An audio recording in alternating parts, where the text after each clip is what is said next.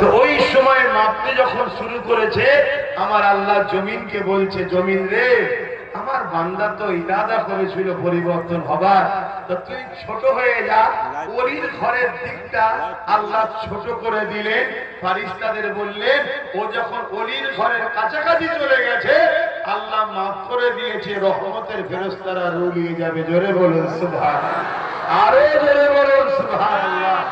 আমার আল্লাহ কত দয়ালু, কত দয়ালু। আমাদের ছেলেরা একটু ভুলভাল করে ফেলছে, আমাদের ছেলেরা একটু অন্যায় করে ফেলছে, আল্লাহ চাইলে সব ঠিক হয়ে যাবে। বলুন ইনশাআল্লাহ। তবে আমার যুবকদের বলবো, দুটো ভুল যেন না হয়ে যায়। কটা ভুল? দুটো ভুল যেন না হয়ে যায়, তাহলে কিন্তু মাফের রাস্তা নাই। আরেকটা তিনটে ভুল যেন না হয়ে যায়, তাহলে মাফের রাস্তা নাই।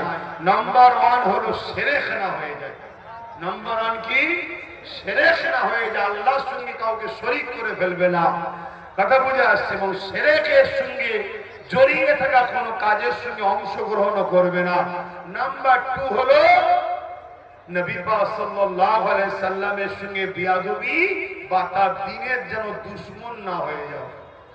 কথা বুঝে আসছে? আর নাম্বার 3, কারো হক মেরে লিও না।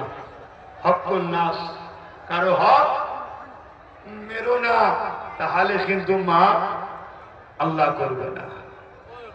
বাবেরা, নওজওয়ানেরা, সে আলোচনার দিকে